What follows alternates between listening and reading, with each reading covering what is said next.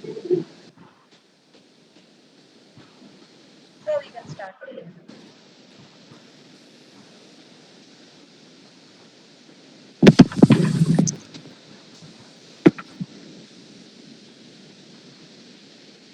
Okay. So first of all, I would like to welcome Professor Dr. Velaga, who is associated with the Department of Civil Engineering, Indian Institute of Technology, Bombay. And thank you, sir, for accepting our invitation and joining us and sharing your wisdom. Sir is a professor in the Department of Civil Engineering. I take this opportunity to introduce sir briefly. So he's a professor in the Department of Civil Engineering, IIT Bombay, since April 2022, and he was associate professor in the Department of Civil Engineering from 2017 to 2022. He joined as assistant professor from 2013 to 2017 at IIT Bombay. He had completed his postdoctoral from the Center of Transport Research, RCUK Digital Economy Research Hub, King's College, University of Aberdeen, UK, in from June 2010 to February 2013. He was also associated with GMR Infrastructure Private Limited. And coming to his research interest include driver safety, then ITS, that is Intelligent Transportation System, GIS and GNSS application to transport, accessibility and mobility, flexible transportation system, sustainable transportation, car sharing modeling, digital economy, intelligent transport, and risk assessment of BOT-based transportation infrastructure. So there are various publications which sir has on his credit. So near about, I can see more than 150 research publications in various forums, conferences, national, international journals, which sir has achieved. Then along with that, there are various students who are working under his mentoring for the purpose of PhD.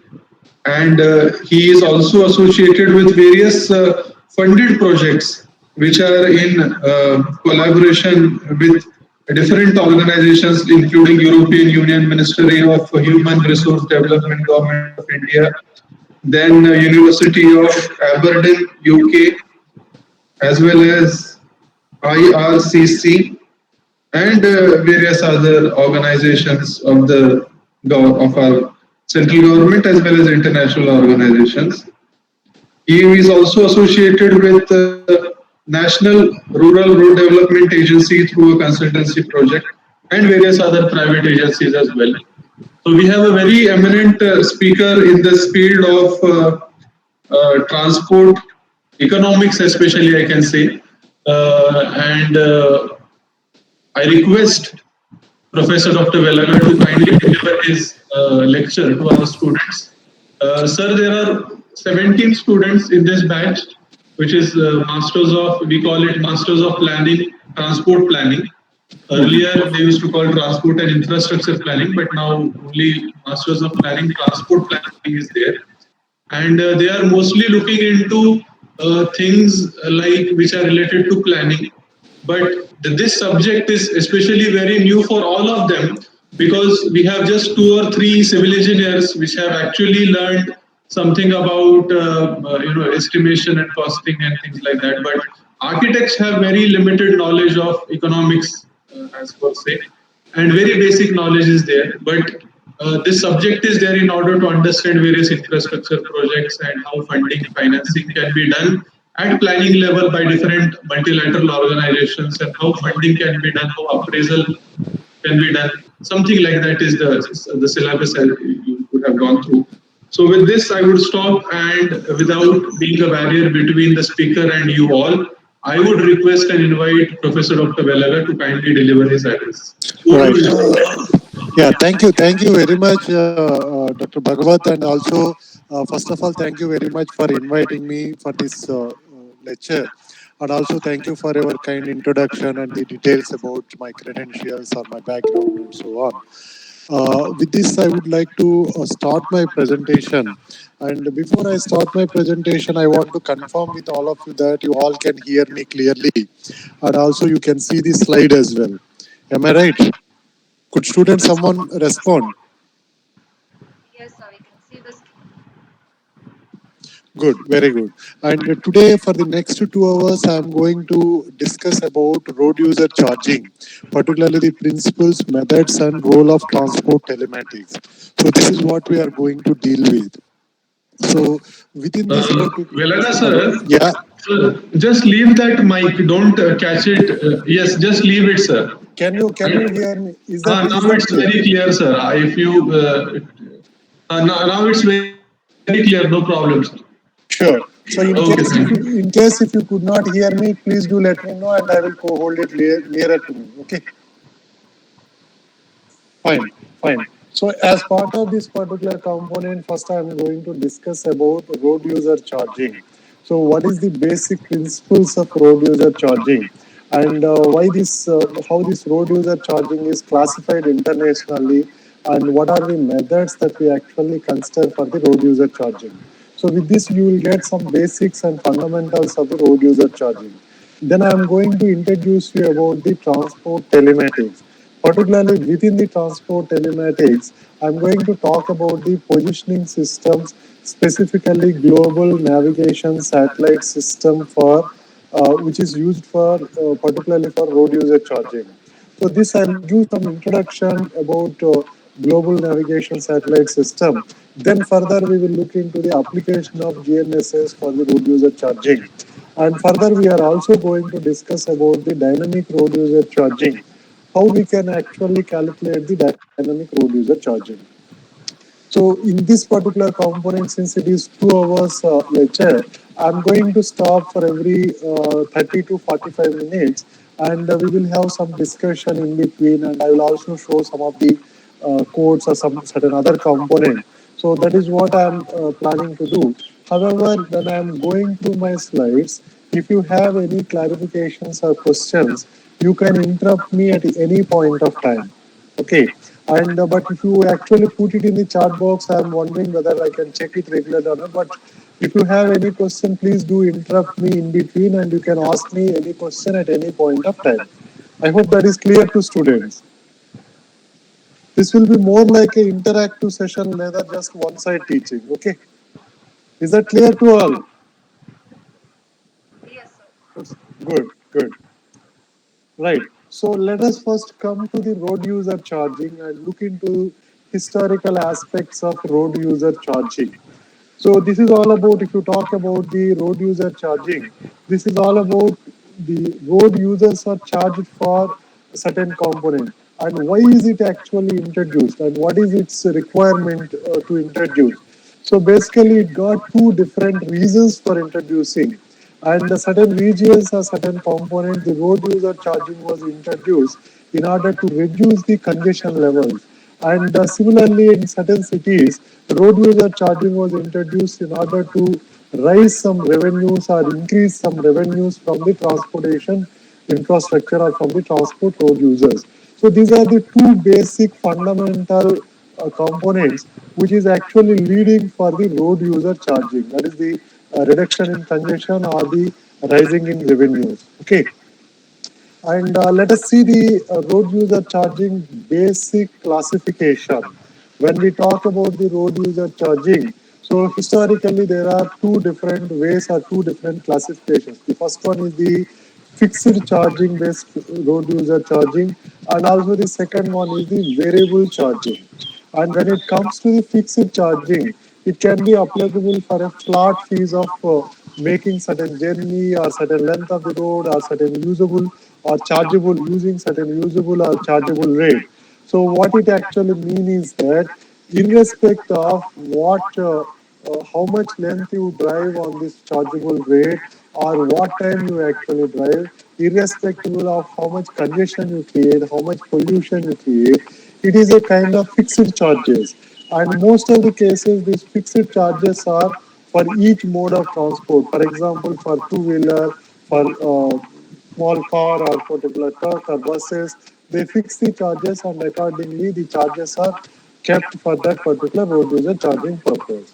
Whereas the second component, that is the variable charging component. The variable charging, we can also say it as it is slightly dynamic component. Example, the charger, I mean the road user charging will be based on the distance you travel on a chargeable road, and also what time you travel. For example, the basic purpose is to reduce the congestion. That is the tool we want to use. Road user charging is the tool we want to use for the congestion reduction. So in that particular case, whether it is actually the charges which should be high during the peak hour time, should be slightly lower during the off peak hour time, in order to encourage people to travel during the off peak hour times and so on. So this is the basic classification of fixed charging and also the variable charging. Let us come to the traditional systems for applying the road user charging. And if you look into historically worldwide, there are something called the single point charging, area based charging, and the distance based charging. So these are the three different traditional systems that we actually use, or three different ways we actually use in order to collect the road user charges. Okay, let me go through one by one. So the first one is the single point charging, which actually means that the road user charging is imposed to use a kind of piece of transport infrastructure. The transport infrastructure that could be a road or tunnel or bridge or so and so. So in this case, for example, if there is a bridge constructed by either government or which is constructed by PPP based public-private transport, public-private partnership based approach, so they can actually keep certain toll collection for the concession period. So in that particular case, in order to get the whatever is the construction cost of that bridge or tunnel or certain road stretch, we actually collect the road user charges. So this is something like it is imposed at a particular location, at a single point. Okay. So the most cases, the rationale for the toll is to pay for the particular piece of infrastructure or the infrastructure construction and maintenance cost. So this is what I have been telling you. In order to recover that infrastructure construction and maintenance cost, we normally collect the tolls. And most of the cases, this toll collection is also manual, semi-automatic, or sometimes automatic as well. And when you look into the single point charging or single point toll collection, that could be a kind of manual system or it could be a kind of semi-automatic or automatic level system. When I talk about the manual toll collection system, most of the cases you see this manual toll collection, for example, toll collection on national highways. If you also talk about the Delhi Gogam Expressway toll plaza, so these were some sort of manual based toll collection. Okay, and this Delhi Gogam, I am going to further explain that, and they further change it. I am going to explain that further. Okay, previously it was the manual system. And then further, if you talk about the semi-automatic toll collection, so there are some examples of the coin basket for cash payment. There will not be any person or no toll booth will be there. So whenever any person, any vehicle approaches to that particular either a bridge or road, they're supposed to put up exact coins in that particular booth. Then only the gate will be open.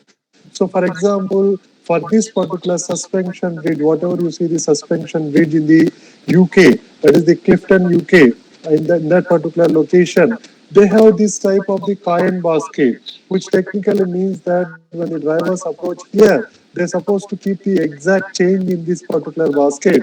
Then only the gate will be actually open and they can use that particular whatever is the suspension bridge here. So this is some sort of semi-automatic type. Okay, and let me move towards this whatever I was mentioning, the manual toll gate, particularly example of Delhi Gurgaon toll plaza. So this toll plaza was on this particular expressway, and it got about the expressway is about 6 to 8 lane expressway built on National Highway 8, and this is actually serving between Delhi and these two cities. This is what actually serving between these two cities, and also it to domestic and the international airport. And if you actually look at that, over 1 million commuters were using that every day. And if you look into the toll plaza, actually there are 36 toll lanes were there. Okay, for collecting the toll related to construction of that 24 kilometer road stretch. And this is also Asia's biggest toll plaza. That's what I can say. And I mean the South Asia's it is the biggest and also the second largest in Asia. And if you look into such manual toll gates or the manual toll collection, obviously what is happening is inadequate handling with increase in traffic. You can clearly see this particular newspaper headlines here, which says that the this particular toll plaza, you can see the long queues actually at that particular toll plaza. And if you talk about particularly during the peak hours, whatever they constructed the 36 lanes of the toll, and they cannot actually operate that, and the queue lengths are actually increasing. And this was actually recommended to close that toll plaza because they can't operate this particular toll plaza with such certain long queues. And that was a basic issue with this type of manual toll collection. That was the reason few years back it was actually almost all Indian toll gates we were actually upgraded to automatic toll collection, and it is still going on as well. And when I say about the automatic toll collection, that could be the electronic toll collection. For example, M6 on toll gate on motorways 6 in the UK. You can clearly see that either they can put the approximate coin or approximate cash in that coin, or they can use card or certain aspect they can use. And when you talk about this particular electronic toll collection, we can obviously reduce these delays, and it will also impact the users of that particular road users, and the large number of toll booths can be reduced, and the limited ways of charging can be done. And these are some of the needs of the electronic toll collection. So if you talk about the electronic toll collection, in this particular case, we need to have certain systems, that is the automatic vehicle identification system. And in this particular automatic vehicle identification, we need to identify the presence of the vehicle and automatically calculate the road user charging. And at the same time, we need to deduct the charges from the road user's account. Okay, and these are some of the benefits. Most of you know these things, and we can actually increase the traffic capacity at the toll booths, and the reduction in waiting times and reduction in fuel consumption. There were also few research papers analyzing that if you keep the automatic toll collection or the electronic toll collection, how much fuel we can actually save per year. Because most of the cases at toll booths, we need to go in queue and which will consume a lot of fuel. And easing traffic congestion, reduction in air pollution because the lesser fuel consumption, and so on. So these are some direct benefits of the electronic toll collection. So if you talk about the electronic toll collection, we need to have certain system, that is the automatic vehicle identification system, automatic vehicle classification system, and the transaction processing, and also the violation enforcement. These are the basic components we need. And I'm talking about the traditional electronic toll collection system. And when any vehicle reaches to that particular electronic toll collection booth, it will automatically read either the RFID tag or certain a barcode or certain component, and it will directly process that toll collection based on the class of the vehicle, and it will automatically detect and allow the vehicle to pass that directly with certain speed. And if you talk about the again, some of the cases we do have some sensors on the pavement as well. So these type of sensors sometimes it will actually measure the number of axles or the the load on that particular trucks as well. But these type of things we normally do not see. But whereas we see some sort of the reader come some tag for that vehicle, and based on that the toll deduction will be happening. Okay. So implementation of this particular electronic toll collection, so that implementation could be individual lanes separated by barriers. For example, you can see that each lane is separated by some barriers, and you can see that still the vehicle is supposed to slow down here. And when the vehicle slow down, automatically it will detect and it will allow the road user to go with very minimal speed. Okay, and sometimes we do also see this type of electronic toll collection, particularly for the open road tolling, which technically mean that you don't see any sort of toll booth here. For example, this is the example of such open road toll collection. You don't see any sort of toll booth here, like this particular way. Whereas here in this particular case, the detection of the vehicle will be happening even though the vehicle speed is at about 60 kilometer per hour and so and so. And these all the cameras and the sensors, they will detect the vehicle and they will automatically detect the corresponding road user charging. And some places we do have the hybrid implementation also, which means that certain lanes are freely allowing and certain lanes are with toll booth. For instance, in this particular case, this is not as separated as this, like this. This is a kind of hybrid toll booth, okay?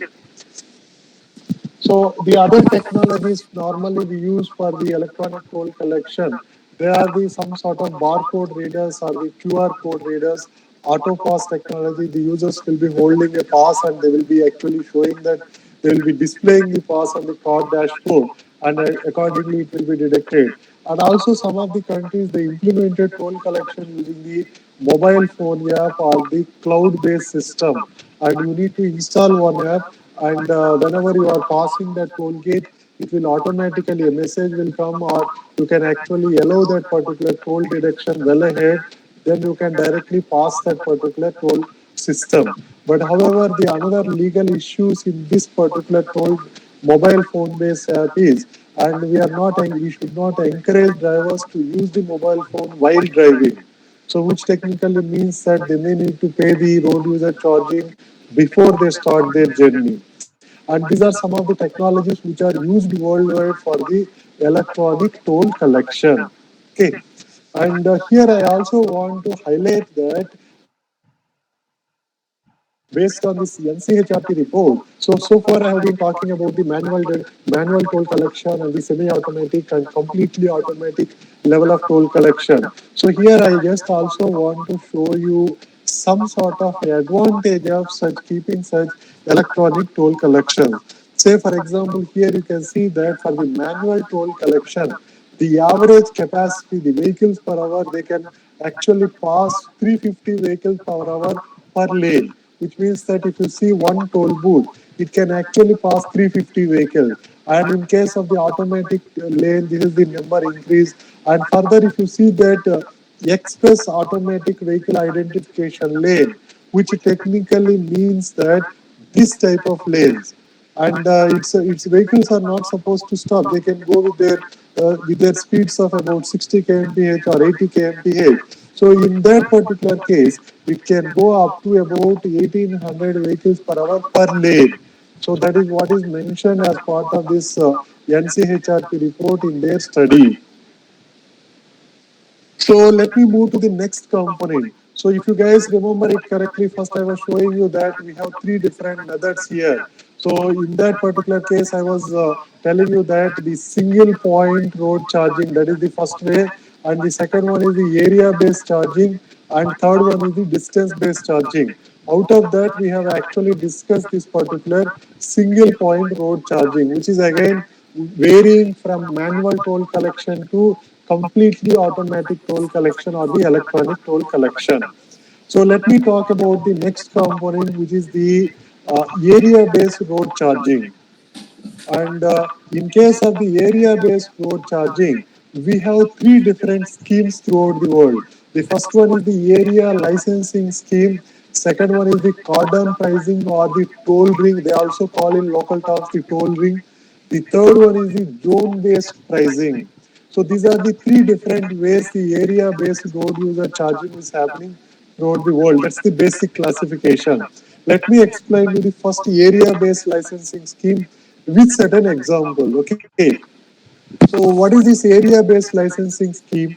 It is a kind of very low-tech based road user charging, and it's a kind of a special supplementary license one supposed to purchase and display on their vehicle dashboard.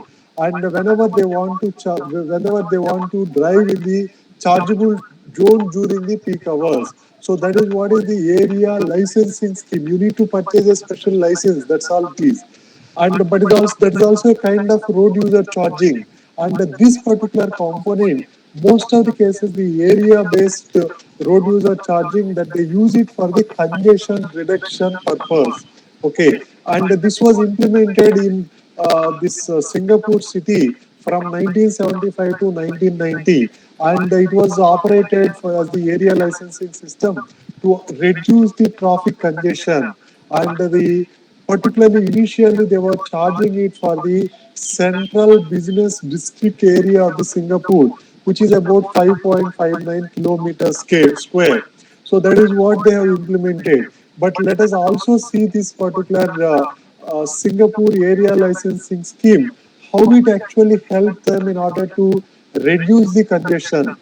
After they introduced the area licensing scheme, 19% of the drivers travel to city center using city bus or using bus service, and 17% of the users shift to car sharing, because with the car sharing they can actually reduce their additional road user charges, and 22% of the drivers travel to city center switch to I mean rather going in this particular peak hour, which is the chargeable period, they moved from peak hour to off peak hour. That's what 22% of the drivers did.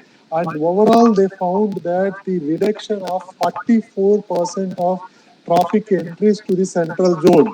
And that is what they have identified, which is actually leading to speed about 22%. And they achieved their objective of reducing congestion by implementing some sort of area license scheme, okay, which was done in case of the Singapore. And the next component is the area charging. I was as part of this area based charging, I was talking about the area licensing scheme. Second one is the cordon pricing or the toll ring. Third one is the zone based pricing, right? So here the first one is the area licensing scheme we discussed with an example. The next one is the some sort of the cordon pricing or the toll ring. So what is it actually? We will actually put a kind of a toll ring covering, I mean, surrounding to that particular, I mean, covering that particular city central zone. And whoever is entering in that particular, whoever is crossing that particular toll ring, they're supposed to pay charges. And that example of that particular area-based charging, which is a cordon pricing or the toll ring, I would like to give the example of Norway's first toll cordon, which was introduced in 1986. And also there was also other cities which were also introducing and following similar ways as Norway. But there is also drawback in this particular cordon-based pricing, which actually means that, for example, if this is our city area and you actually put along with that particular city area, you actually put a toll ring like this. And the toll ring, whatever is the road crossing that particular toll ring, this particular point, another road crossing here, and the another road crossing here. This is our city central area. And all these are some sort of crossing points of that particular toll ring. Whoever is entering into that, they need to pay charges to enter into that particular central area. So here the main drawback that they identified is, under this particular cordon pricing, vehicle moving wholly within that particular payment zone, they were actually not charged. And vehicles which are crossing the boundaries, they are the only charged vehicles. For example, I own a vehicle and my vehicle is within this particular chargeable zone going from one point to other point. That was never caught. And only the other person who might be crossing this particular uh, cordon ring or the toll ring, the person supposed to pay this particular toll cost. That is the one of the disadvantages that they have identified. But I also want to talk to you about what is the main purpose of this particular Norway's cordon pricing. So their main purpose is to raise some sort of revenues from that. And their achievement, I mean, what they were looking is their system is charges to all vehicle other than buses in a regular service, and they also put some sort of flat fees also. And similarly, the that operates between 6 a.m. to 10 p.m. Monday to Friday. That's what they put it. And the objective here is to raise the revenue. But did they achieve that objective? The answer is yes. They were raising about approximately about 8.64 million euros. That's what they were raising, and that can be used for other transportation infrastructure purpose. That is what is the basic motto of this particular Norway's cordon pricing or the toll ring. Okay, let me move to the other one, which is the area-based road charging. This is the third component of area-based road charging. That is the zone-based pricing. What does it mean, the zone-based pricing? All the vehicle users driving within the boundaries of that particular chargeable zone should pay the road user charging.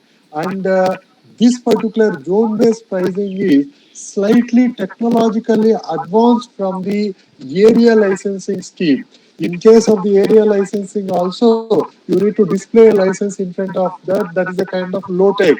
But whereas the zone-based pricing is also almost similar to that, but this is slightly technologically advanced. And the zone-based pricing implemented to address the congestion reduction, that is in the London congestion charge. That's what I want to give it as the another example of zone-based pricing, which is again falling as part of the area-based road user charging. How this London congestion charging was done? This was done using the automatic number plate detection system. Okay, so they have some sort of zone like this to show the exact picture of the London congestion charging, and within the London city central area. So you can see that this is the red dotted lines here.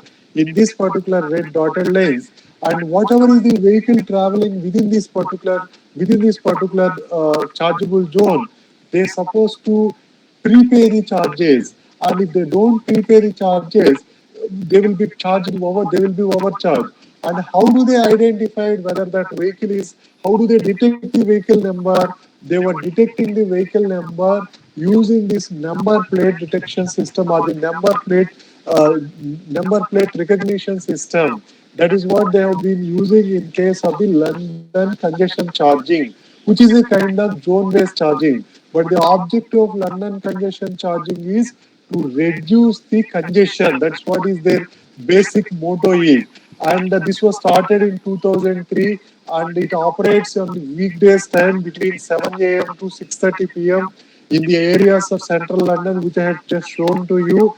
And the area residents, they were given 90% of the discount. Say, for example, someone who is residing within this particular zone, they were given 90% of the discount, and the payment can be made on internet or payment booths and so on. So, and the cameras automatically check the number plate of eligible vehicle, I mean driving within this particular zone areas.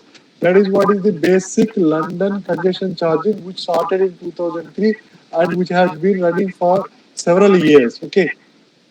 So, as part of this particular London congestion charging, so on average, their total benefits are about 200 million pounds per annum, with the total costs that include about 110 million pounds. So, with this particular component, in addition to just reduce the congestion, just excuse me, guys, 1 second. Let me have some water, please.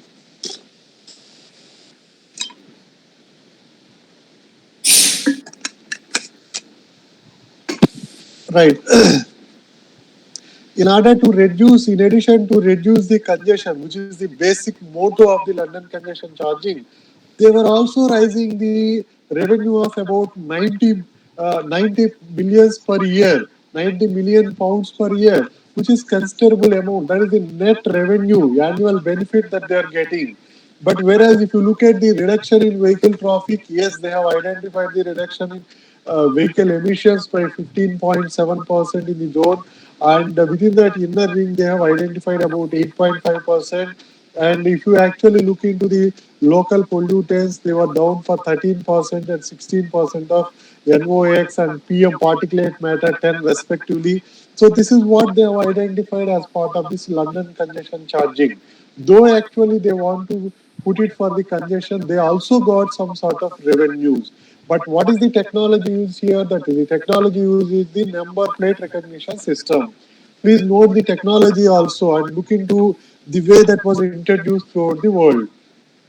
So there are actually three different ways I told. One is the point charging, second one is the area based charging, third one is the distance based charging.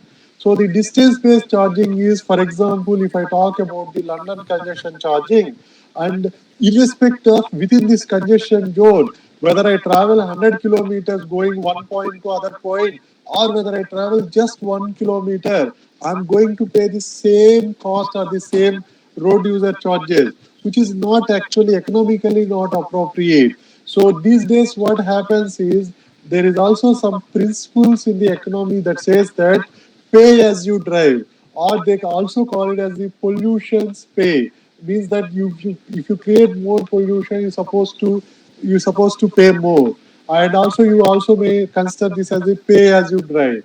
So this concept is introduced in the last 10 to 15 years throughout the world, that we call it as the distance based pricing, also known as the pay as you drive scheme.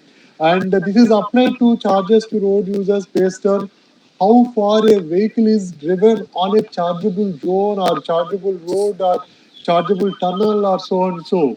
Okay, and design of this scheme and the technology used that varies with country to country. I'm going to get into that as part of transport telematics, what technologies are used and how they can be useful for the distance-based charging. That we get into that.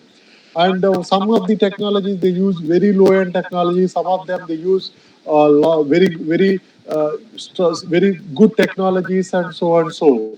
And here in this particular case for the distance-based charging, I want to give some examples of distance-based charging. For example, Switzerland introduced the distance-based charging for the goods vehicle carries over 3 ton all public road. That was introduced in 2001. And similarly, Germany introduced the distance-based pricing or distance-based charging for the heavy goods vehicle over 10-ton capacity. That was introduced in 2005. And similarly, Czech Republic introduced the distance-based pricing for the vehicles over 3.5 tons, which was introduced in 2007. So these were some international examples of such distance-based charging, and most of these international examples they were first starting with certain category of vehicles, mostly the goods vehicles. That's what they have started with, and that is the example of this particular distance-based charging. So I also want to show some sort of the traffic reduction with road pricing. You can see the study wise. For example, you can see the Singapore city, London, and also Milan, and so, Rome, and so and so. When they actually introduced and the charging type, for example, the variable charging between 7:30 to 7:30 a.m. to 7 p.m. Here it is fixed charging between 7 to 6:30 p.m. and the variable pricing, fixed pricing. But the most important thing I want to show with this international examples is this the last component. What is the traffic impact on the impact through this particular road pricing? So here you can see that overall it is actually reducing this particular congestion varying from 12% to maybe 23% and so on. You can see that this is a effective tool most of the transport authorities use in order to reduce the congestion. Of course, it will give the additional benefits of revenues as well. So the traditional systems for applying road use, and so far I just want to give about 5 minutes pause or break. So before I give that 5 minutes discussion, the traditional systems that are applied for road user charging, which I have been discussing, the single point or the point based charging, that includes the manual charging to electronic toll collection to semi-automatic systems and so on so. And most of our Indian charging system is the single point charging. Whereas there is also another component which is the area-based charging. And here I was giving examples of area licensing scheme in Singapore and the cordon pricing in Norway and zone-based pricing in London congestion charging or the London. And the further I was talking about the distance-based road user charging, which is Germany and certain example, Czech Republic, I have given certain example. But these were somewhat not used in India. But whereas these type of tools and techniques were used and started in some of the other countries more than 2 to 3 decades back. That's what I was showing you the example. but we will have some discussion on that. So what I do is, as I said to you that by way of teaching, I just want to pause for every maybe half an hour to 40 minutes and let us have some discussion. Okay, and I'm going to give some sort of summary of what we have been discussing. So I gave you a link in your chat box. You can download that summary of what we have been discussing. Take 2 minutes time, glance with that summary sheet. Then we will come back and we discuss for about 5 to 7 minutes on that before I move to the next concept. Okay. I hope is it clear to all the students? Can you hear me clearly? Yes, sir. Yes, sir. Yes, sir. Right. So I gave you link in the chat box. Please download the summary of what I have been talking and take about 2 minutes to 4 minutes to glance that. Now after my explanation, if you look at that summary, you will understand it better. Then we will have discussion before I move to the next concept. Okay.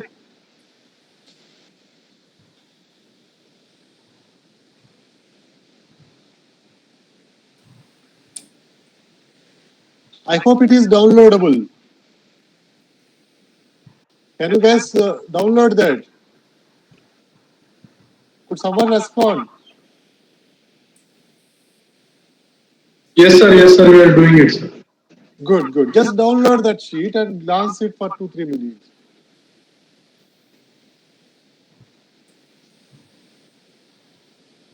You can consider these are our takeaway material with you. Okay.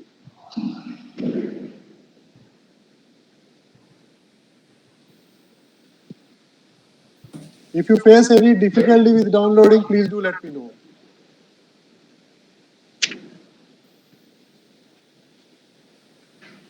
Could someone confirm that you can download it?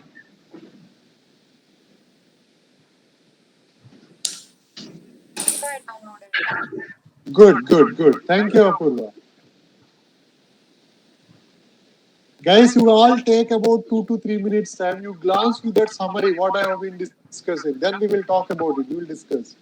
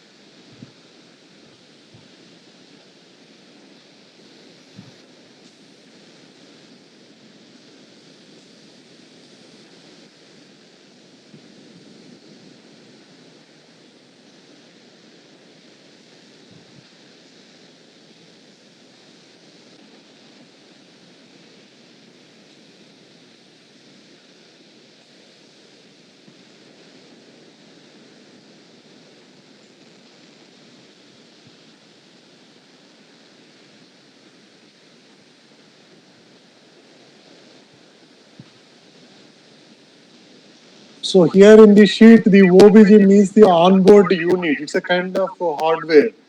Okay.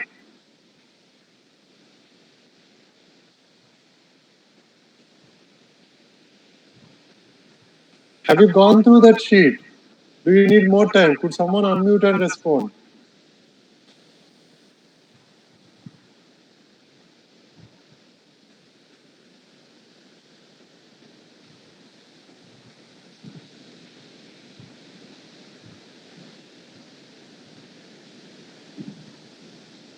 Sanath, can you hear me?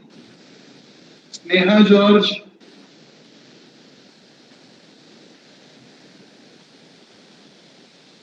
See, I can easily ask the students with names which I don't want it.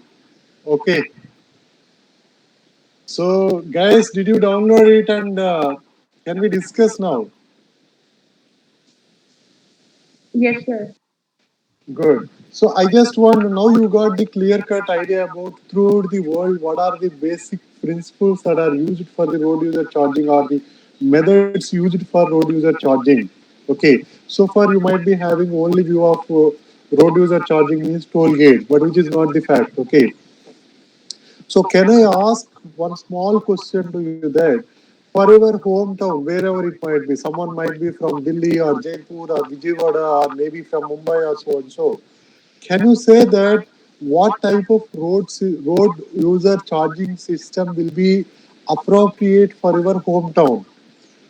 And what would be the basic purpose? Whether the purpose is congestion charging or the some sort of revenue, raising some revenues. If yes, what type of road user charging should be appropriate?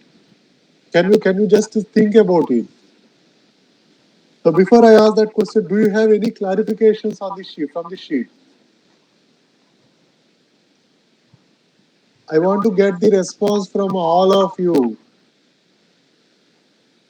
Joshi and Jane. Are you guys there? Yes, sir. George,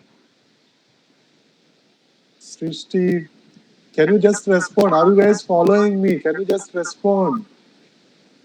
So out of Yes, these sir. different road user charging, first thing is, do you have any clarifications up to here? First thing. If no clarifications, can you please type it in your chat box saying that C for clear. Could you please type it in your chat box? C for clear.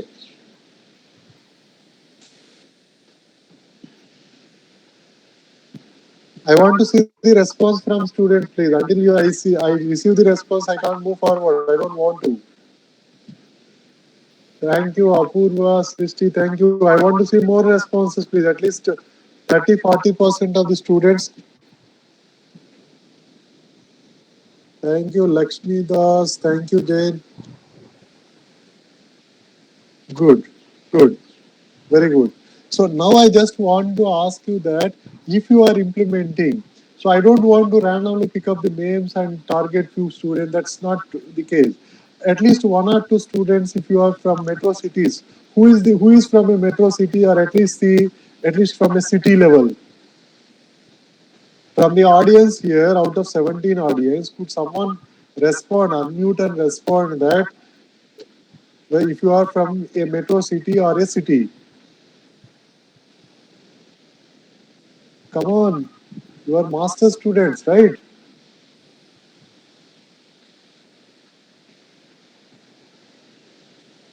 Come on. I'm not getting response, guys. It will unnecessarily take time, but until I get the response, I'm not going to move to the next concept, right? So let me ask you a question to you that if you want to implement road user charging for your hometown, which system you implement and why? Simple question. Hello, sir. Yeah, go ahead. Sir, this is Jagriti. Go ahead, Jagriti. Thank you. Go ahead. Sir, I think if we talk about charging in India, whether let's say any city, most importantly the metro cities, I will go with the distance based charging charge collection because of the carbon tax which we pay. India is highly emitting the carbon, and for that we need to pay to the non carbon emitting countries. So like I have already passed out student in my thesis. I have done the analysis where I have found out how much money are we losing per year. So there I have found out that for 1 ton of carbon we have to pay $86. Mhm. Mhm. So here, if we can charge vehicles on how much they are polluting, as you said, Right. Then, My next question to you is you are very fine, Jagriti. It's really good answer.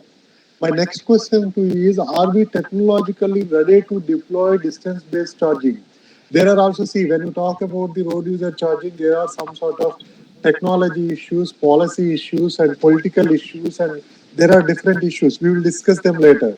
But let me start with the technology. Are we technologically ready to deploy that? yes, no, sir. Okay. Then what is the other alternative option that you want to put?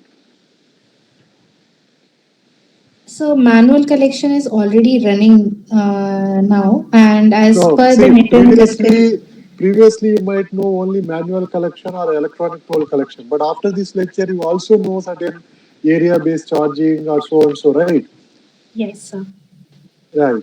Can you explain?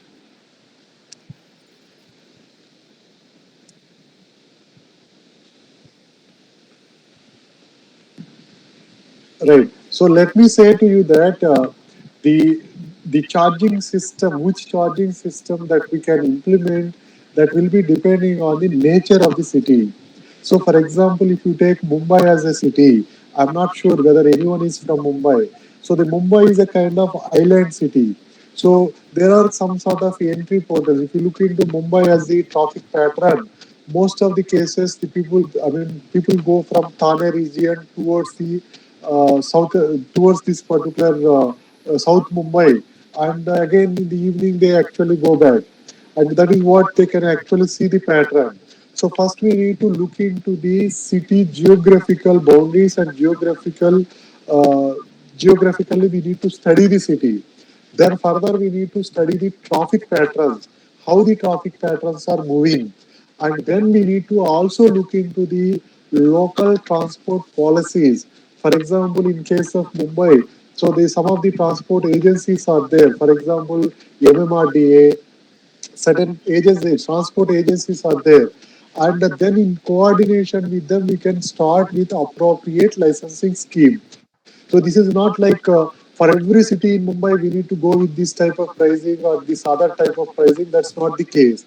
That was the reason I asked in your hometown which one you actually implement, because you all know about your hometown. You are familiar with your hometown. What are the traffic issues and so and so. Understand my point? Is that clear with all of you? Can we move forward to the next concept? Yes, sir. Yes, sir. Of you to follow what I'm saying, because I'm going to talk about overall international view on the very broad view, not talking about one specific aspect. At the end of this lecture, you will be familiar with what are the different methods and techniques used for road user charging and what are the issues, and you will be mastered in that aspect. Just try to follow, okay? Good. So for just we have done some discussion on different systems for applying road user charging. So this is what we have done it. Next, let me talk about, see, when we are discussing about it. So in this particular lecture, I restricted with the technological component. I did not move towards the policy aspects of road user charging. I did not move, I'm not going to move towards the political aspects of road user charging. But when we talk about the technological aspects of road user charging, there is something called the transport telematics. And in some of the countries, we do call that as the intelligent transport systems as well.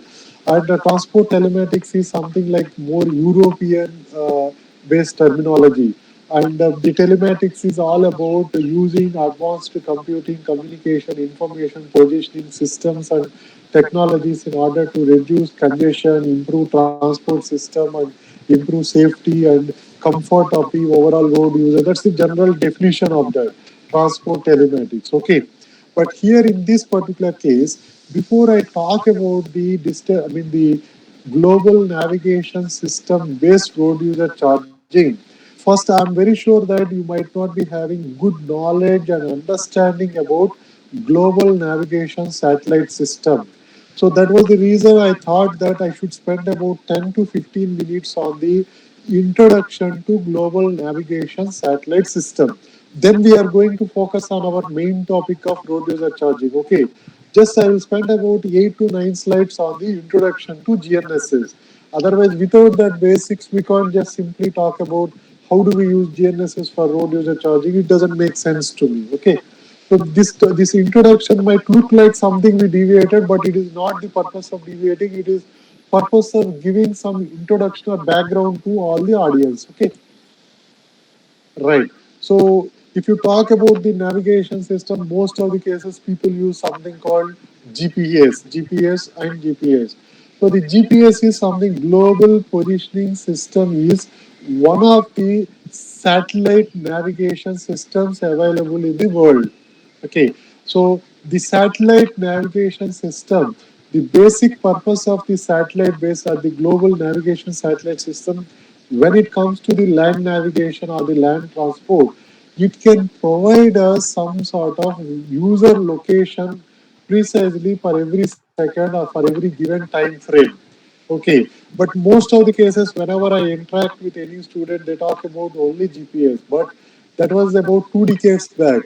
But in the last 2 decades or last 20 years after 2000, many countries or almost all the countries, major countries, they are coming up with their own satellite system, either for military purpose or for general public purpose. But primarily the navigation system is for the military purpose. They open it for the general public as well. So, for example, some of the navigation system, in case of the European Union, Galileo is there, and the Russian system, GLONASS, and in case of our India, Indian regional navigation satellite system is there. Like that, the Chinese system is there. Like that, every country they are having their own system. And if you look at this particular global navigation satellite system, so current status, maybe this slide was updated about a year back. Currently, these are the number of satellites available. So for GPS 31, GLONASS 31, our Indian navigation system, this is about 7 satellites. But I was telling you that this slide was not updated in the last few months or 1 year. Okay, and how much they cover, whether they cover complete globe. But in case of this IRNSS that was covering India and the boundaries of India and so on.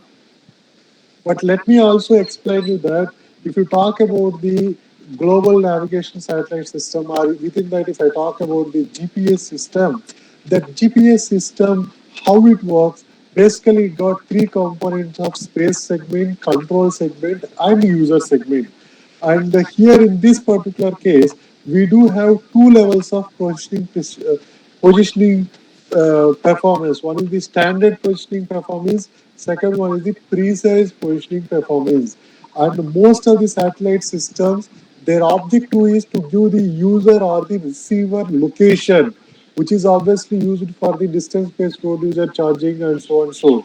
So here in this particular case, when you talk about the precise positioning system, that precise positioning system which uses this particular signaling structure, that gives us the centimeter level of accuracy, and this is normally used for the military purpose, whereas the standard positioning system, we actually use it, that is open for the general public, either for the vehicle navigation or so and so. And here in this case, before I get into whether we are ready to deploy such type of technologies for road user charging or not, let me give some fundamentals about how do we get the positioning system. Right. I hope all of you are with engineering background, right? Am I right or wrong? Could someone Sir, most. anyone from social science background? If you are not from engineering, maybe from architecture background, but not from social science, right? Yes, sir. Am I right? Yes, sir. Yes, sir. Yes, sir. You might be from civil engineering or the architecture. That's what I presume. Or planning, sir. Town Or planning. planning. Yeah. Town planning. I got it. I got it. That's fine. That's fine. That's fine. So that's good. Because the depth I want to take, that depends on your background. Okay. So here when we talk about the precise position of the user, so here that will be depending on the pseudo range. What is that pseudo range? How do we actually get the GPS or the GNSS position? So we actually get it the pseudo range. That pseudo range is basically from the time taken to travel the signal from satellite to user. multiplied by the speed of that particular signal. Based on that, we get the pseudo range. So here in this particular case, for instance, if you are talking about the satellite 1 or satellite 2 or satellite 3 or satellite 4, and here we will get the pseudo range. That means from here to here, this is the pseudo range, and pseudo range 1, 2, 3, and 4. So here in this case, I don't want to go into mathematics and the depth of that particular component, but I want to give some sort of background to you that how do we get the user location or the car location. Then I will move towards the applying that for the road user charging. Okay. So here when we are talking about the user position, that user position will be having unknown terms of x coordinate, y coordinate and z coordinate, and similarly the clock offset. Here if you look into the pseudo range, how do we calculate the time taken to travel the signal from satellite to receiver? Here is the user receiver. The time taken, that's what we actually consider. In that particular case, the both satellite timing and the receiver timing should be synchronized. There will be some sort of error that we budget it as the clock offset. So here there is obviously four unknowns are there. X, Y, Z coordinates of the user and the clock offset, there are the four unknowns. So these four unknowns, if you are actually putting that into pseudo range, that is the PR1, PR2 and so on. So this is the satellite X position, user X position, satellite Y and satellite Z position, user X, Y and Z position, and similarly this clock offset or the error is there. So we have the four equations from four receivers, that is the PR1, PR2, PR3, PR4. With these four equations, what are the four unknowns? These are the four unknowns. One unknown, second unknown, third unknown, and the fourth unknown. So what we do is by solving these four equations, we actually get the four unknowns. Those four unknowns are nothing but the user current location. That's what is the actual background of how do we get the user location. Okay. And here I just want to show you a small example of that. How do we actually get the user location? For instance, if you take satellite A, B, and C, and this is the satellite X location, Y location, and Z location, and similarly that range is given to us. So based on these all these components, how do we actually calculate the user location? So here I am going to share a MATLAB code with you, but that might not be useful to you at all. But at least I want to share with you later on. You guys want to build something like you want to build some dynamic road user charging using GPS or GNSS for a particular component. If you want to build that system, so that component will be actually useful to you. So that is the reason I'm just sharing some of the codes with you so that way it will be useful to you at later stage. So whatever I'm going to share, the same code is shown to you. See this particular, I hope you can see this code, right? Can you see this code? Yes or no? Right. So this is nothing but whatever you see the set of equations here. So those set of equations, you can clearly see that the x position, y position, and z position. So these are the set of equations that you actually see. This is the given input data. And similarly, what we need to identify x, y, z coordinates of the user. And here the equation 1, 2, 3 are given.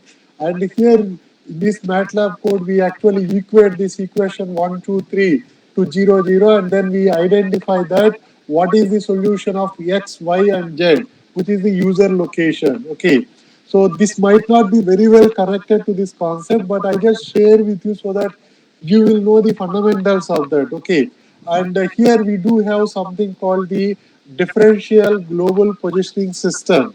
The differential positioning system, most of the cases we see that DGPS, but what it nothing but is, for instance, if you say about this is the user location, the same user location will be again actually checked with the differential station, reference station. The reference station will also receive the signals from all the four satellites.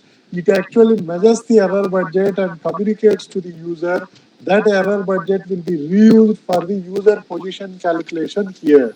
Okay, so here again, coming back to transport telematics, what I want to say to you is if you are actually traveling on some sort of urban areas, for example, let me show this small video to you. Just 1 second. So if you are talking about some sort of urban area, something like this type of flyovers, and further if you talk about tall buildings, we call it as urban canyons, which means that the driver's view to the, I mean the receivers or the GPS signal towards the sky will be restricted. Or if you are talking about some sort of tunnels or this type of parking base or so and so, and in this particular case, we cannot get the GPS signal. And when we could not get the GPS signal, what is the alternative here? We do have something called the sensor system, something called the dead reckoning system. The dead reckoning system is something which is very simple component, that is the integration of user odometer and the gyroscope, which means that odometer, what it gives, that's a speedometer. What will it give? When you talk about a vehicle, speedometer will give that how much distance or the how much distance the vehicle has traveled, right? So what is the distance traveled? The gyroscope is nothing but it's a simple compass. You can consider the compass. If I give you a compass and at the same time, if I give you, if I tell you that what is the distance traveled, that is actually nothing but this dead reckoning system or the sorry, inertial navigation system. They use different level of sensors for that, and based on that, the precision will be there. So what happens is with this type of sensors of connected both vehicle speedometer and the gyroscope, which is a compass. So over a period of time, the error budget will be increased. So these type of dead rocking systems are very good with the short-term positioning identification. Whereas if you look at some sort of our GPS signals or GPS systems, that GPS system it is good for long run, but in that particular case, excuse me, just excuse me, please.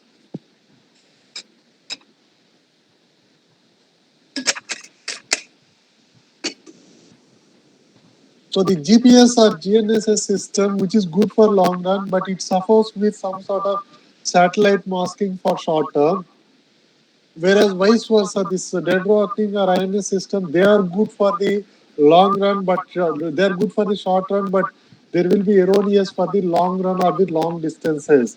So what review, I mean, what many of the technology or the many of the technological advancement, they integrate this DR system or the inertial navigation system with the GNSS system in order to use it for the road user charging, because the road user charging many cases that is in the central areas and city areas and so on.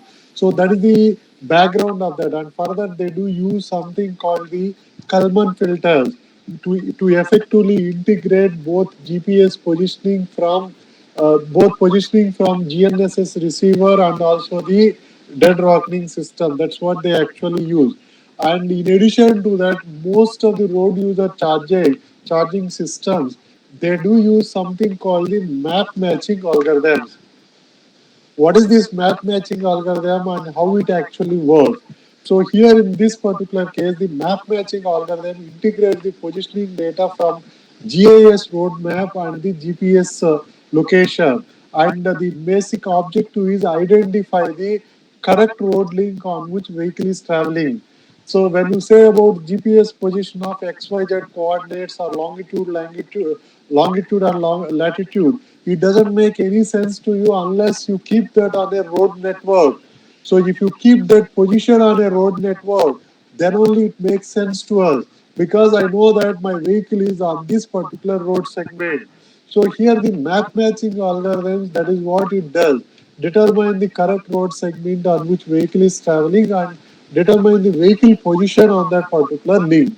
So here most of the road user charging algorithms, particularly the distance based or the dynamic road user charging algorithms for GNSS, they do use this particular map matching algorithms. Okay. And just to show some examples of how this GPS position, GNS, and how these map matching algorithms can help. You can see that the GPS positioning points, they are actually represented with star marks here. Due to some errors with GPS, it is showing that the vehicle jumped from this link to this link and so on. Whereas these yellow color lines, those are actually yellow color dots are actually the outcome of a map matching algorithm, which shows that the vehicle actual travel path. And here also vehicle actually traveled on this particular link like this. Similarly, here it is a major flyover and the vehicle was traveling on this link. Here the GPS position falls between these two links, but the algorithm identifies it correctly.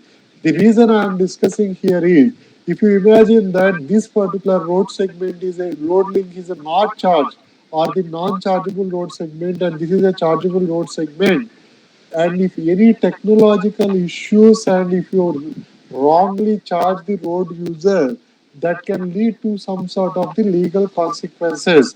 That is the reason particularly the transport telematics based improvements, they do consider all these aspects. Okay, so here, before I move further, I though this last 10 minutes might not be very connected to your concept, but still you need to know that background. Otherwise, you can't understand what I'm going to talk about transport telematic based road user charging. You can't understand that. Okay.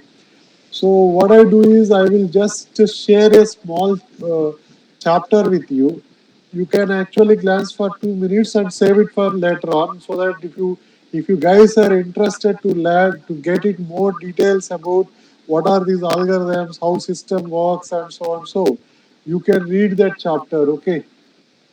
So can you? I'll just give 2 minutes. You just download that chapter and you just keep it with you. That's not publicly available chapter. Okay, that gives us all the details. Okay, go ahead, I have a question. So, please.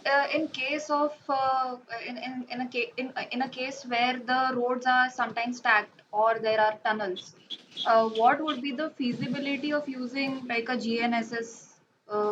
So that was the reason I mentioned that standalone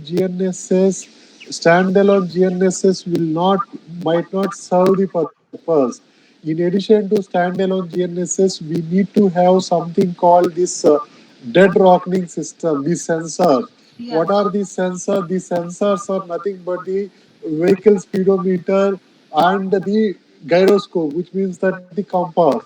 So, for example, if your current position is here, and I tell you that you are traveling in this particular direction, and you travel 10 meters, you can identify that this is your next position. So from here, I told you that you are traveling towards east, but you travel about 5 meters. So you can easily identify that this is your next position. That is what is the background of this background basic concept in this dead reckoning system. What people does is because as I was showing in the short video also, this GPS might not or GNSS might not work in a basic urban scenarios where you might see tunnels, flyovers, and tall buildings, and so on. So, thereby integrating these two components together, it can serve the purpose. Further, they will be using the Kalman filters to effectively integrate, and then further using the map matching algorithms. I hope you understand. This includes not just GNSS. It needs some additional sensors, further algorithms. Got my point? So basically, we are fusing GNSS with other sensor fusions Yes, and then yes. implementing it. Then use this algorithm. Then you will try to get the precise vehicle location on which road vehicle is traveling. That's what is our basic objective in the GNSS based road user charging, right? Hmm. In order to achieve that objective, this is the background technological component or advancement. Got my point? Yes, sir. Because this is these algorithms and these are a kind of very long concept which might not be very well connected to your today's lecture, but I don't want to skip this and directly go and discuss the developments throughout the world, because if you do not have this fundamental, in future you can't actually develop that. Understand my point? Yes, sir. So that was the reason I took about 10 minutes time and I discussed about what are the, uh, uh, you know, technology side in order to understand the background of that dynamic road user charging technological component. So I shared with you one book chapter. You can download that book chapter. And if you are further interested about what is this DR system, what is this GNSS, how it works, what are the map matching algorithms, and what are the types of algorithms, and that is not actually somewhat highly connected to you. But if any individual is interested, you can go to that material, that book chapter, which is very well described. Is that clear to all of you? Is that clear to all of you? Good. So far in the last 10 minutes, I was discussing about the positioning systems and so on. If that is somewhat clear to you, could you please type it as C in our chat box? However, if you have any questions, please interrupt me and ask me questions now. Then I will move to the last component, which I will take about 30 to 40 minutes, and then we will close. Okay. So this is about 5 minutes. I want to 2 3 minutes. I want to pause. If you have any questions, please do ask me.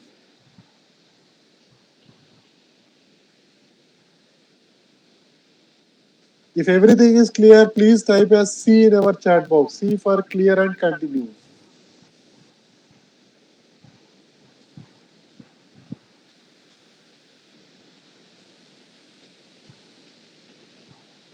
I want to see the appropriate response. At least to 30 to 40% students should respond. Srishti, Niveda, Anjana, if you have any questions, you can also ask. If you have questions, Sir, I please think do. this material which you have shared, sir, recently, Yeah. that material once we have to go through because from architectural background and it would be difficult, but No, once no, they no, no. will. What I want to say to you is that material is required for people who are very keen on how GNSS works and are working with such algorithms. Otherwise, Yes. for road user charging, required background I have provided. Yes, sir. We have heard, sir. Okay, and if you have any questions, students, please do ask me. Otherwise, type C in our chat box, which is C for clear and continue. Yes. So please type C.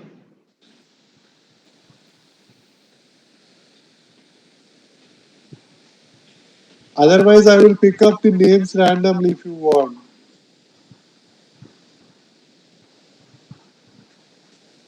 Two or three more responses, please.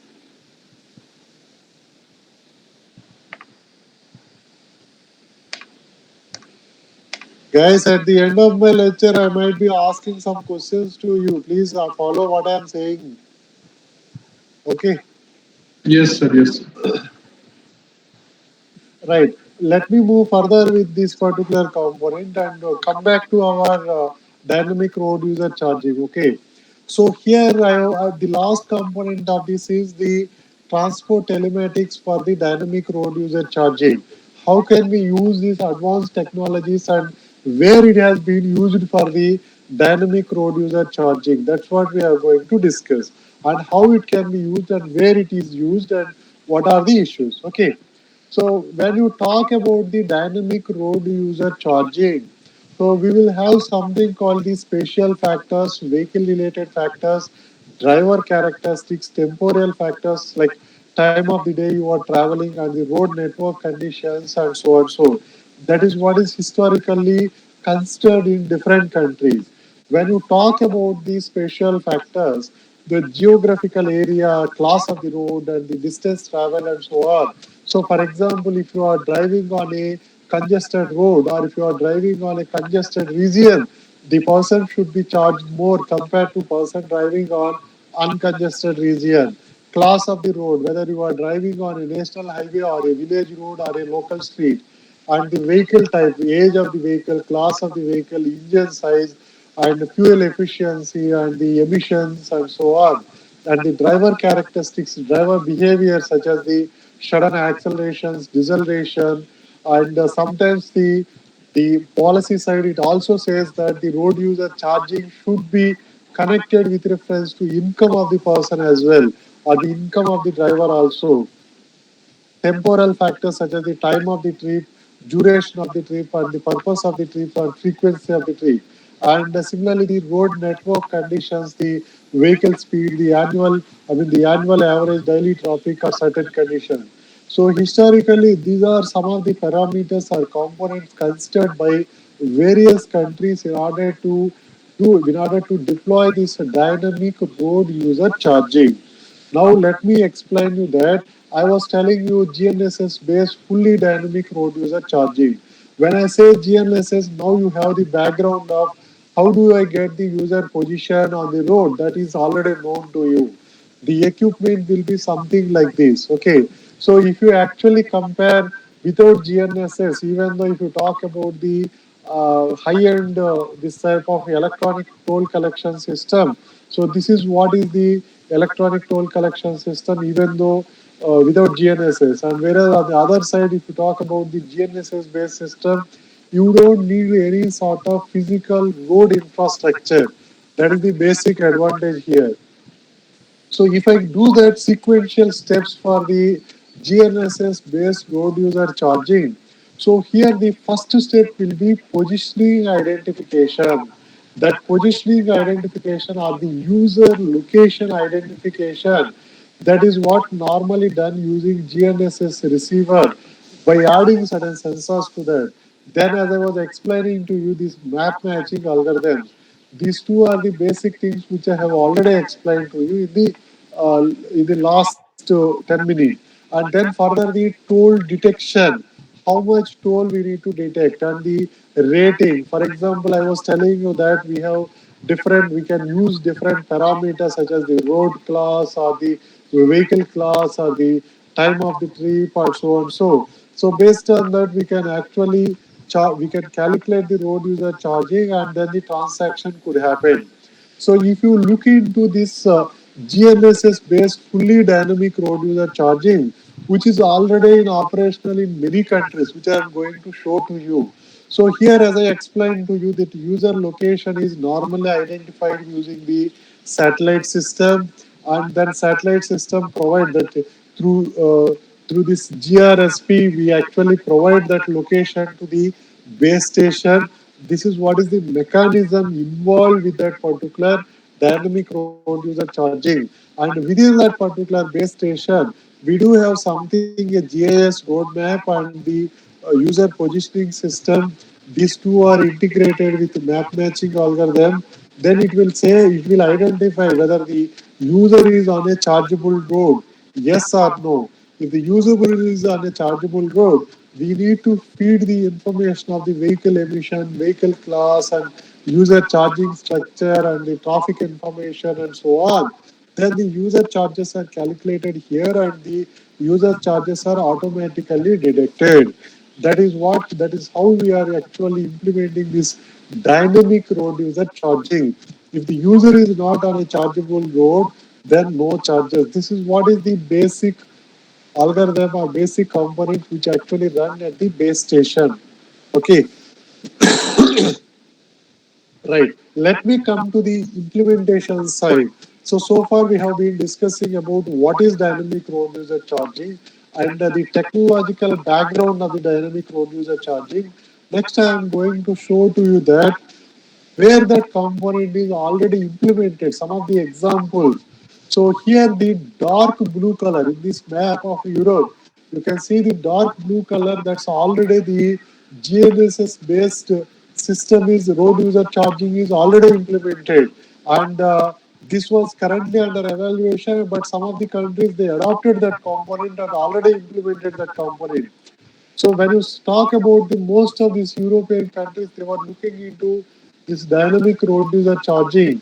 The way they have actually implemented is they started about a decade back, and they keep on improving that. For example, first they started with the city level charging scheme. As a pilot, they actually implemented the dynamic road user charging. Then further they move to one mode, particular type of lorries or particular type of cargo vehicles, but implementing at national level. Then further they were moving towards the dynamic traffic management and integrated that road user charging and the parking charges together. Say, for example, if you are actually parking in a parking bay, you don't need to separately pay for that. It is automatically detected because it will automatically calculate how much time you park, what is the duration you park, or the at what parking space you parked, and so on. So then further moving towards the within the different countries also, and further implementing the national level road user charging scheme. This is how historically the countries are implementing, starting with one zone, one type of mode, and then keep on implementing for the national level. Now I want to discuss about GNSS based road user charging for different countries. If you talk about Germany, GNSS based road user charging in Germany, they do have this type of device. The background of the device, they have that GPS chip and also required sensors and the algorithm within this. And this was implemented in 2005. And similarly, you can see that the about 15,000 road kilometers, there are actually toll roads currently. Just excuse me, guys. Let me take some water, please.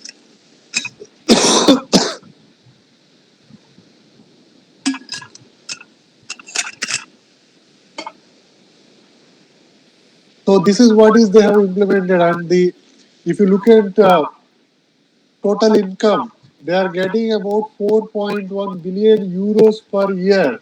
And at the same time, if you look at their efficiency of the road user charging, they are claiming that 99.75 it is percent it is efficient. And similarly, if you talk about this Hungary, you can clearly see that it was implemented in 2013, and then they were actually implementing for only these heavy vehicles. Total 3,80,000 heavy vehicles were actually implemented with these onboard units, and then further you can see the other countries also. So this particular country was implemented in 2010, and their toll efficiency is about 99.84%. That is what they are doing, and about 190 millions per year euros that they are earning. And similarly, if you look into Switzerland, which was implemented quite long back, you can see that the total roads which are implemented, that's 71,500 kilometers road stretch was implemented. And similarly, their income from the tolling is about 1.42 billion. And similarly, the Belgium, this is the unit that they actually say for the toll collection, and it's supposed to be connected to the vehicle. And here this was implemented in 2016 for the heavy goods vehicles of carrying more than 3.5 tons. And similarly, if you look into Russian system, it was implemented in 2015. Just a second. Sorry. So it was implemented in 2015, and also you can see the other details here. Total about 50,000 kilometer toll kilometers were there, and they were also earning approximate income. So far you have seen that what is this particular dynamic road user charging, and which countries have already implemented. So I also want to briefly share with you at least one way of calculating the dynamic road user charging. So that is example also many countries they might be using different techniques to calculate the dynamic road user charging. So here I just want to demonstrate something with the dynamic road user charging, particularly with the GNSS based dynamic road user charging with fuzzy inference system. You don't need to have fundamentals of that, but you just need to follow what I am saying so that you will understand how this is calculated. Okay. So I was explaining to you before that the factors that could affect the dynamic road user charging, that could be the spatial factors, vehicle related, driver characteristics, temporal factor, and the road network conditions, and so on. In the vehicle related factors, I was explaining about the geographical area, whether that is a chargeable area or non-chargeable area, whether that is national highway or state highway. Then similarly, the type of vehicle, mileage, I mean, whatever is the fuel efficiency or certain things. Then the further the time of the trip, duration of the trip, purpose of the trip, or certain components, so and so. So these are some of the factors that we need to consider for the road user charging. But how do we calculate road user charging using such factors? End of the day, we need to say that this is the charges I'm going to impose on you, right? We can't say that. I mean, what is the calculation mechanism that we can actually adopt? How we can actually calculate the dynamic road user charging? So here I am just trying to show some simple example using the fuzzy inference system. Just let me say some brief about what is fuzzy inference system. So here whatever is the charging parameters that we take it as input component here, there are three different steps here. One is the fuzzification, inference engine if and then rules, and this last component is the defuzzification. Finally, we will get the outcome. So this is what is the basic fuzzy inference system, which is a very simple system. Okay. So in case of the fuzzification, we take the input membership function. When you talk about the road user charging with reference to distance travel. So whether it is long distance or short distance, whether you talk about the time of travel, whether it is 6 o'clock in the morning or 9 o'clock in the during the peak hour time. So such type of parameters we need to have the membership functions. Once you hold the membership functions, we need to have if and then rules. If the user is traveling in the peak hour and the user is actually traveling in a central area of the city, charge more. If the user is charging in the off-peak hour, then the user is using some other village road, charge very less. Like that, we need to have some if and then rules here. Then finally, based on that, we do the defuzzification in order to get the crisp output. This is what the basic fuzzy system. Okay. So, Yeah. can we determine the strength of the rule for if and then, like the component of if and then? Yes, we can define the. We can also identify the strength of the rule. I did not take you towards that basics of fuzzy system, but yes, that is possible. Okay, And what I can say is there are also some algorithms available with fuzzy neuro inference systems or certain things. Most of the things are available online. If you want to identify, answer to your question, if you want to identify the strength of that if and then rule, yes, it is possible. okay, Okay. yes, sir. Good. Let me give some example, numerical example, rather me talking about the theoretical background. Say, for example, let me say to you that I want to calculate the distance-based road user charging. In that, I want to consider four parameters. One is the distance travel, which is D, and the load on the vehicle, which is L, and the emission class of the vehicle, which is E, and the time of the travel, I mean the time spent by the vehicle in the chargeable zone, which is T. So let me say to you that the distance travel is 30 kilometers, load is 8 tons, and similarly the emission class and also the time spent as the 100 minutes in the chargeable zone. Because previously, when you talk about the static charging, we charge it. If it is a cargo vehicle, then charge 500 rupees. If it is a car, charge 200 rupees like that. But we need to incorporate certain dynamics. That is what is the polluters pay principle. That is what is if you travel more, you need to pay more. If you create more emission, pay more emission.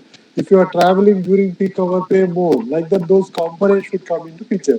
So I'm going to explain you that how this particular small example can be solved using this fuzzy inference system. Okay. So here I actually define the fuzzy subsets as distance as more and less two ways, and the load as heavy load and the light load, emission as more emission, creating more emission and less emission, time as more time spent and less time spent, and the road user charge is also defined as more and less. For simplicity, for all the components, I have defined into two classes here. And then if you actually further develop that into fuzzy membership function, say for example in this membership function, if it is the distance is more, obviously this is what the membership function, blue color one. The distance, less distance, the orange color one is the membership function. Similarly, this is the membership function for the load. Here for the simplicity, I am showing you the linear membership function, but one can use definitely the non-linear membership function, but just changing some certain small part of the code, which I will show to you. Okay, and this is for the emission. I was mentioning that there were two classes. One is the more emission and second one is the less emission. So this is the membership function. Similarly, the time travel during in that chargeable zone. Then further for the road user charging, if I say less charges, that is 100 rupees. If I say more charges, that is 200 rupees. So these are some of the components I defined prior. So further the second step, I need to set certain if and then rules. If the distance travel is more and the vehicle is heavy, then charge more. If the emission rate is more and the time spent is more, charge more. If the time spent is less and the travel distance is less, charge less. Like that, you need to have some of the if and then rules. Here, for simplicity, I was showing you just three rules here. And then what we need to do is the defuzzification functions also we can actually define. Say for example for rule 1, defuzzification. For example, if you talk about the distance traveled is more. Say for example you take the same membership function of distance traveled, which is more, which is this particular membership function. So the initially we mentioned that the distance travel as 30 kilometers, right? That 30 kilometers corresponding, this is the membership function value 0.75. And similarly the heavy vehicle, what is the tons here? 8 tons. That is what we have defined in the initial numerical. So that 8 ton vehicle corresponding membership value, that is the zero point 0.8. So if you just substitute this as the A, zero point 0.8 plus zero point 0.8 into this particular component, you will directly get this particular R1 as the 0.95. Similarly, for the second rule, if you define the defuzzification rule as maximum of A or B, so in that particular case, in the second way, that is the time spent and also the emission rate. If you take the corresponding emission rate and that is the zero point 0.3 grams per kilometer, this is what is given as input data. With that input data corresponding, if you say this is our A component, this A component here. Similarly, the time spent in the chargeable zone, we get the B and maximum of these two, that is the zero point 0.8, which is zero point 0.8. And similarly for the rule 2, 3 also we can, here it is defined as the average of A and B. That is what I defined it here. One can use it maximum, average or certain values. So here for based on the time spent in the chargeable zone and distance, this is what I have actually developed. So from here, what is the road user charges? So here when the driver drove about 30 kilometers with so and so emission rate per kilometer. So if you actually substitute R1, R2, R3 into this equation, finally what are the charges I am charging? That is 187 rupees. That is the charges I am charging. So here in this example demonstration, my objective is to show to you that how can we calculate the dynamic road user charging. So some of the countries I was already showing to you, they are already doing such things. But how can we do that? I'm just showing you this with using a numerical example. But at the same time, what I want to do is I also want to share another document with you. If you are interested, you can use this code, which is again just 1 second. Just a second, guys.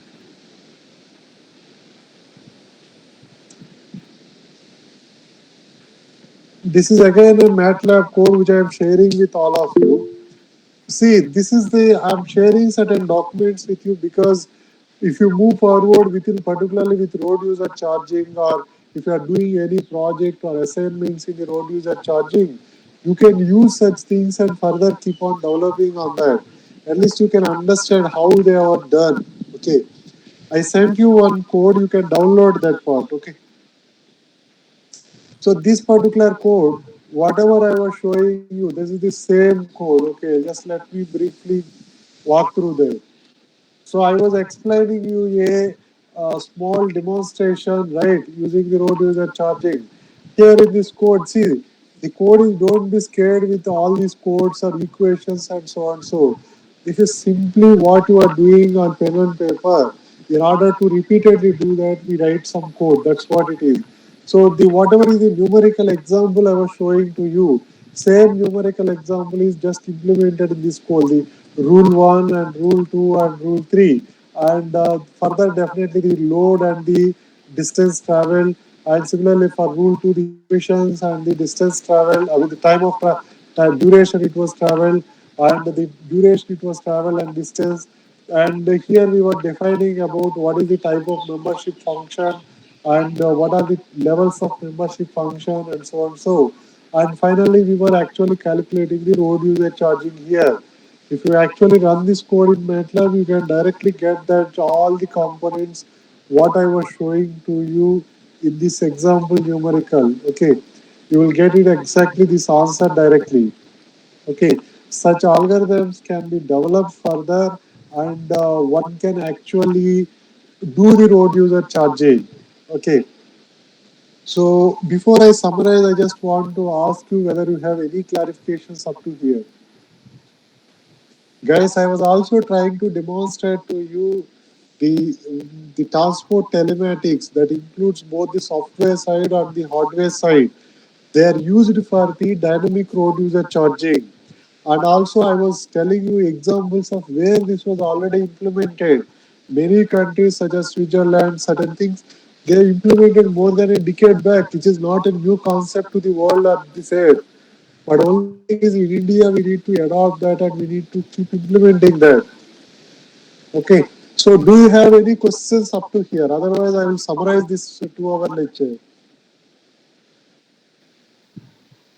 Could someone unmute and ask me? So, what if we want, like, right now we have multiple inputs in the function and we are getting a single output. So, what if we have multiple inputs and we want multiple outputs as well? So, is there See, a specific like a specific function for that? See, there are specific functions for that, but the example here, the motivation of this particular class is the road user charging. So Yes. the road user charging, end users need one road user charging. What is the amount I supposed to pay? Hmm. But the inputs could be multiple inputs. If you Hmm. talk about dynamic, that's what I was showing in the numerical example. Yes, sir. I So got the that. inputs could be distance traveled or Hmm. the time I spent in the chargeable zone, emission rate, like that you can put a number of inputs. But at the end, I want to convert those inputs into one value. How much I need to pay? That's what I was trying to demonstrate here. These are obviously different ways to do that, but I was showing you one example with fuzzy inference system. But there are also other ways to do that. Okay, there are many artificial intelligence techniques which are available to do that. So these techniques are automatically inbuilt in your system. And once you predefine all the things, it will automatically measure time you spend, distance you travel. It will automatically calculate and detect it. So here I want to show towards this development also. It is not just going superficial level of what is road user charging. Of course, we started with the basics of what is road user charging. Then I was taking you towards the deeper side. Is that clear to you, Apurva? Yes, sir. Thank you. I hope you understand about why single input variable. This is we need only the single outcome, right? Sorry, sir. Could you repeat it? Your question of why only single output, because we need one road user charging. Yes. Okay, next question, please. Someone, if you have any questions, please do ask me.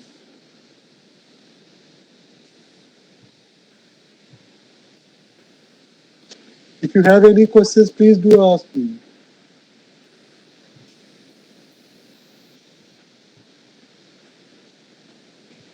I presume no questions from any of you. Right. Let me go back to the summary of what we have been discussing. Okay. So the starting of this lecture, we started with the what is road user charging? Why road user charging? That why road user charging, either reduction in congestion or some revenue generation. Those are the two traditional things. That is the basics of road user charging. Then we move towards the method. I mean, basically, what are the various methods used throughout the world? I classified them into single point charging, which is again either manual towards the automatic or the electronic toll collection. That is one way we can actually see. The other systems such as the area based charging. Within the area based charging, You can see the area licensing scheme, cordon pricing, zone-based pricing. These are the schemes available which were developed more than 1 or 2 decades back in the other cities or countries which were successful. They found that congestion reduction, they found that pollution reduction, all the things they found, which is not a new concept to us. So that is what I was discussing. Then further I moved towards the distance-based road user charging. In the first part of my presentation, I covered these basics of the road user charging. Okay. Then we took about 5 minutes break or pause. Then we moved towards the GNSS based road user charging, in which case I give fundamentals of GNSS and algorithms for about 10 minutes. Then we move towards the how location systems or the GNSS was efficiently used for the road user charging. And many European countries, they have been using it for, it was successful for them. And they have been doing so. So I gave about 5, 6 countries and their examples, when they have implemented, what they have implemented, and how much revenue generation, how much congestion reduction. That's what I was showing to you. Then I further move towards the dynamic road user charging. How do we actually calculate the dynamic road user charging? In the third part of my uh, just a lecture, I was discussing briefly with a kind of numerical example. Okay, with the numerical example of if you drive 30 kilometers with 100 minutes you spend on the zoning area with the emission rate of so and so, and with that all the components with 8-ton vehicle. So how do we calculate that numerical example I was showing you very briefly. And throughout this whole component, I have been sharing different components to you, but that is for the additional knowledge. Okay, so you can get a lot of knowledge from that particular components, and if you are further interested, you can use that material. Some of this material might not be publicly available to you. Say, for example, I just shared one more paper with you. In that paper, overall, many things whatever I have been discussing, which is also illustrated in that particular research paper, which was published in the Transport Geography. Okay, you can download that paper. Okay, that might you might be having access to that or not. I'm not very sure, but you can directly download that component. So with this, I want to say to you that the objective of this lecture is to understand the basic methods of road user charging, which you have done that, and basic principles of road user charging, which we have done that. Then moving towards the technological advancements, particularly the transport telematics, I was discussing about GNSS and sensors which are applied for road user charging. Then I was giving you the international level examples. Then some small example about how do we calculate the dynamic road user charging. Okay, so this is what we have been covering in this lecture, but some of the lectures might not be, some of the slides might not be exactly up to date. During this COVID period, I did not update some of the values or some of the things. Okay, and the last part is also just for a numerical example for class understanding. Okay, but if you want to dig into that and go more into that, you can obviously work with such algorithms and you can further keep on improving that. Okay, so with this, I would like to stop here, and this is my contact details, and of course, this was also a old slide. This is wrong now. So this is my contact details, and you can contact me anytime. You can send me email to these IDs. Okay. So with this, I would like to stop and ask for any questions. We have about 5 minutes. Any clarification? It need not to be question. We can have some discussion. You can come up. See, the objective is to give the basics of this road user charging and the technological advancement, transport telematics. That's what I have been doing. Okay. So if you have any discussion, it is open platform now. And if no discussion, I would like to hand it over to Dr. Bhagwat.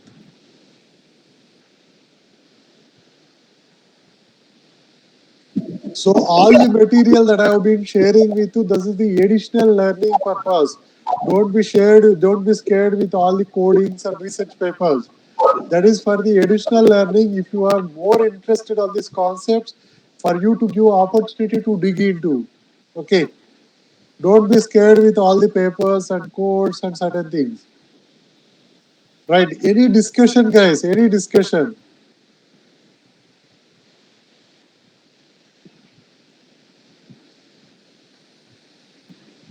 Any further discussion, clarifications or points? So, which component you understood clearly? Which component you need more clarification, or what are your clarifications? Which component you like very well?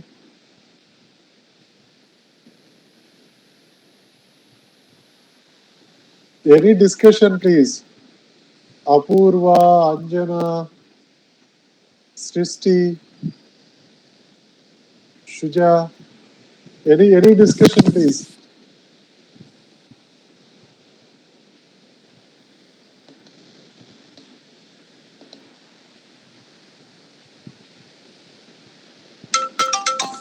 So, if no further questions, I would like to stop here and hand it over to Professor Bhagwat, and I would like to say thank you very much for this 2 hours slot.